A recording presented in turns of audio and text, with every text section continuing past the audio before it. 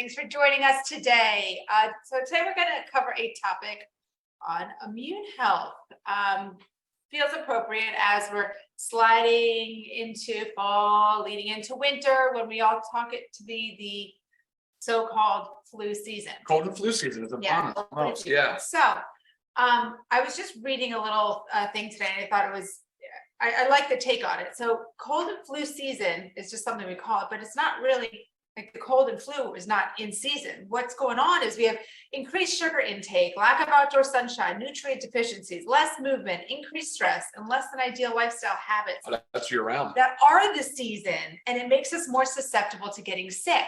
Yes, that's year round, but what goes on when we reach those cooler months? Okay, when I talk about increased sugar intake, sometimes, you know, we're inside more and it's just kind of the blues. I never lived up north, but you lived in the Northeast. Sure. And he'll talk about how, you know, it's climate. Definitely some well, you're indoors more for sure, so right. You're closer quarters with people, right? Well, and I'm talking about sugar though, like it makes us feel good, right? At least lights up that higher brain center just like a drug would.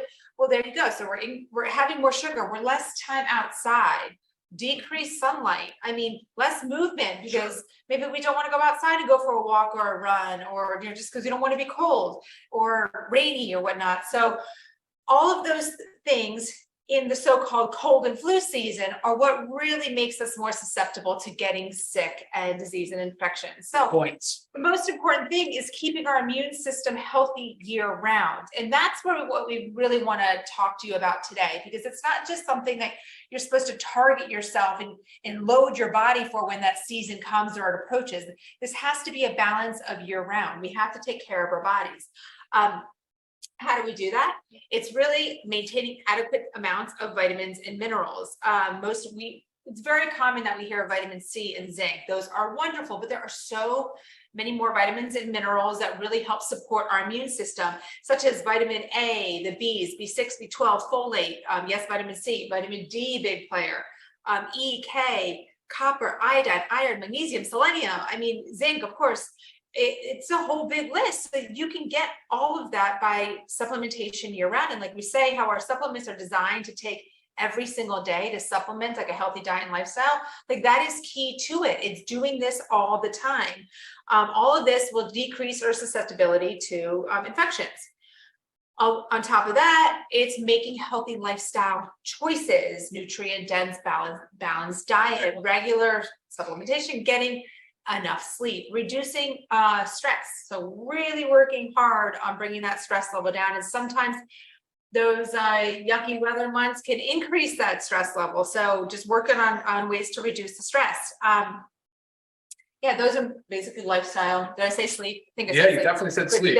Getting adequate sleep. Yeah. And these are really, really, really big players. And of course, getting outside, fresh air, sunlight if you can. Oh yeah. But Ryan's going to go into kind of diving into some of the vitamins and minerals that I just discussed that are in our supplements. A couple ones that I didn't discuss, like antioxidants, medicinal mushrooms, and all that going on here. So I love everything you just said. There's so much packed in there. It's like I almost feel like we should like pause and kind of digest each one for a little bit. But no, look, it is about balance and harmony. It's an immune system. It's not a single organ or anything like that. Really, it does require, like Lisa says, year-round support and lifestyle measures through and through.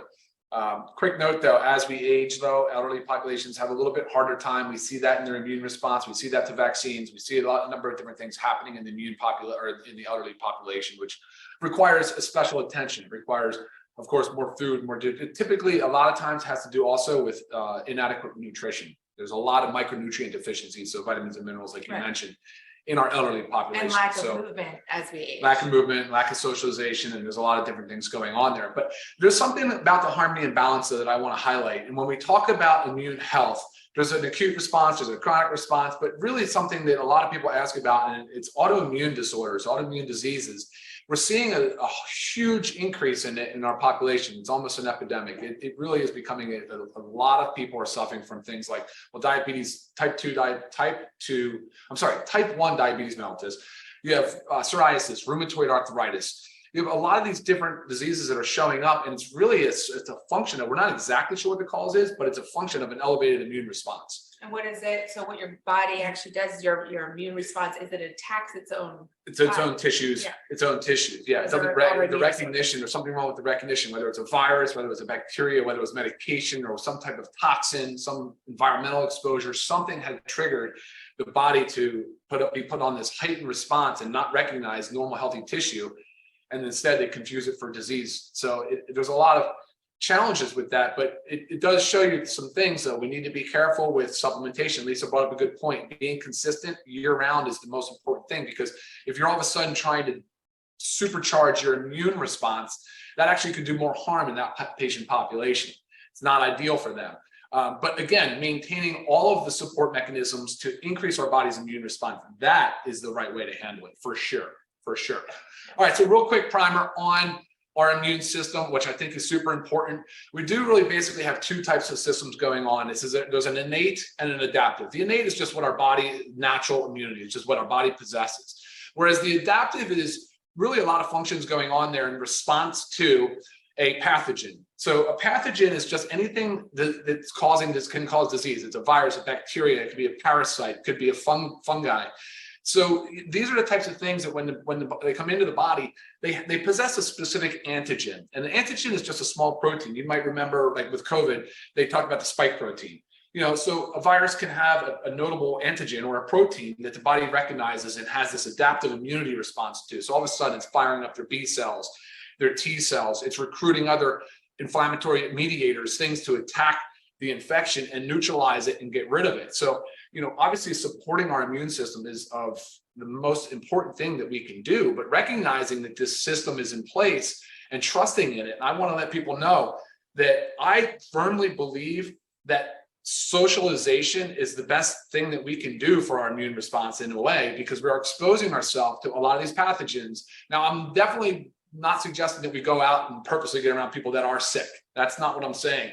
But if COVID might have taught us one good thing, it was like, when you guys are sick, when we're sick and not feeling well, it's time to stay home. It's time to not go out in public. But I don't want people to be scared of socialization and being around people, especially in cold and flu season, because you can see that it can actually do more harm than good. Our body does need exposure to these viruses and bacteria and the common colds and that kind of thing. So getting sick once or twice a year is normal. That's okay. Right. That's I was going to perfectly say, fine. like, we're all going to get sick here and there, but we want to decrease the chances of ourselves getting sick, as well as when we do get sick, we want to decrease the severity of it, right? We want to battle that cold quick, just let it run through our body in and out. So those are two of the main things that you want to focus on with building your immunity. Yeah, absolutely. Again, you can't prevent it. we're all going to get sick. So there's three main things. There's a pathogen, so there's a bacteria, virus, or whatever. There's an antigen that the body recognizes on that pathogen that it wants to go after. And then there's antibodies that our body makes in response to it. So, and the antibodies is a whole thing now we're looking at, obviously, with vaccines and the exposure to colds. And we know the common cold, we know the flu, we know common cold, most coronaviruses. I don't know why COVID-19 would be any different, but I mean, it's novel, I get that, but it's still in the same family of all of our common cold viruses. There's not much you can do. I mean, we're trying to do something that's never been done before, really, on a coronavirus. But for the flu side of things, you know, they come out with this new vaccine every year trying to predict what the main circulating strain is going to be. So at the same time, though, our bodies are equipped to handle these things. And the people that are not well equipped are the sick, are the people that really do have to worry about things. And those are the types of things Lisa talked about. So we've got to maintain healthy body composition. We've got to maintain good socialization. We've got to manage our stress, our sleep. We absolutely have to be exercising. We've got to be moving our body. And probably most important than anything else is just eating a well-balanced, nutritious plan. So something that's high in antioxidants, high in phytonutrients, the plants that are under the rainbow, high in lean meats, lean protein, healthy fats. I mean, so there's no one diet, there's no one supplement, none of that's going to do anything, but we really have to combine all of these things into one thing. And so Lisa was talking about supplementation is so important, because it does. Supplements play a huge role in our immune system. Of all the antioxidants, I know vitamin C and zinc get the most attention, but there's so many other ones. There's so many other phytonutrients. And that's really important when we start talking about supporting our immune system. So in the multis, of course, you have your vitamin A, vitamin E, vitamin C, you have your other antioxidants that are in there as well. We know vitamin, go ahead. We said, you say your Bs. Oh, it has the Bs, like B12, B12, especially in the elderly, has been shown to be, when they're deficient B12, that they have a difficult time with an immune response. the multi is loaded with great stuff. It covers you. It covers all. It's a safety net, right? Like Right. I've talked about. Well, it's like, think about it, if you're taking just an average dose of your C and zinc on a daily basis, there shouldn't necessarily be the need to feel like you need to load your body with it if it's Right. constantly maintained, if you are preventing the nutrient deficiencies in the first place. If you're not deficient, you should be good to go. So that's the goal of taking it every day. Yeah, and also don't forget, abstaining from like inflammatory foods is a really important part of this whole thing. That was the earlier thing I said. I couldn't remember where I was going with it, but it was acute versus chronic. Like, yes, the body gets scrapes, colds, broken collarbone, like my little one just got. The body responds appropriately, and then the cells disappear. Basically, they go away, and then they're everything back to normal. But when the body is constantly being bombarded by toxic things and processed foods with additive chemicals and dyes and artificial ingredients, you know, they might be still triggering an immune response. It kind of flip-flops. The innate response becomes the adaptive and vice versa, and it becomes this nasty cycle where the body just can't shut down.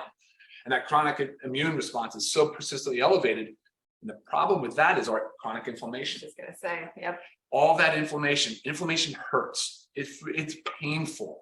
It's somewhat dangerous. Like even when we get a cold, like, oh, we know we're running a fever, and we're happy to have a fever in a lot of ways because we know our immune system is working and it's doing its job. But at the same time, those killer T cells are penetrating cells. There's collateral damage. They're tearing up normal, healthy cells in our cellular function. So there is a lot of damage. It's when we don't feel good. We don't feel well. It's not just because our immune system's on overdrive. It's also because our normal tissues are becoming subject to you know, whatever, the battle, I guess you could say. So with that chronically elevated inflammation and exposure to crap foods and poor ingredients and just bad stuff and too much alcohol and cigarette smoking or just toxic levels, really anything, environmental stuff, work related, your body just can't shut down. It's just stop. It's in hyperdrive all the time. Right. You know? So leading into the nutrients, you know, Brian had mentioned the multivitamin. So I could just say right here, our daily essentials pack, right? Mm-hmm. Our vitamin D, our magnesium, and vitamin, crucial to take every single day. Crucial. As well as your factor 4. This is to keep that inflammation down. Free fatty acids. Yeah, I mean, so much research on your omegas and your curcumin, the help of the CoQ10 and garlic. I mean, great stuff for your inflammation and therefore your immunity. For sure. Then you said the antioxidants, phytonutrients. That's the super reds and super greens. Like spirulina has been totally. Yeah. And as you'll read in the ingredients in our super reds and super greens, these are not ingredients that you would get on a daily basis just from going to your grocery store. Correct. I mean, like Ryan said, spirulina, chlorella. I mean, there's matcha, dandelion, moringa leaf, aloe vera. I mean, you could go single it out from like a supplement store, but you get this all in one here. Same thing like aronia berries, hawthorn berries. Yep. You don't go to your grocery store and source those. Super, super dense in nutrients. Nutrient dense. Very important. Yep. You also have the antioxidant load in the coffee, but you also have the medicinal mushrooms, which are really proven to support immunity. So I mean, this right here, the whole package here can really, on a daily basis, again, boost and support your immunity. It absolutely can. Body composition, going back to that, people that are overweight or obese, there's so much inflammation that fat cells just aren't doing the same job that the muscle cells and some of the other healthy tissues are doing. So again, lean body mass. So protein intake has to be up, consistently up. And we don't have that on the table right now. Right, I was going to say we should pull it all, bring it all back. But it is so important, guys, to have this lean body or this healthy body composition, because again, that just excess body fat is not doing you any favors, especially your immune system, not doing any favors. So I think that. Yeah, let's see if there's any questions. Yeah, for sure. All right. Well, for the first time, not many questions, not too many. Which is also a cool thing because I feel like you're understanding what's going on. And we always we only answer the questions that pertain to the topic that we're discussing on our Monday. Other questions can be emailed or left for our Q&A, which again is the last Monday of every month.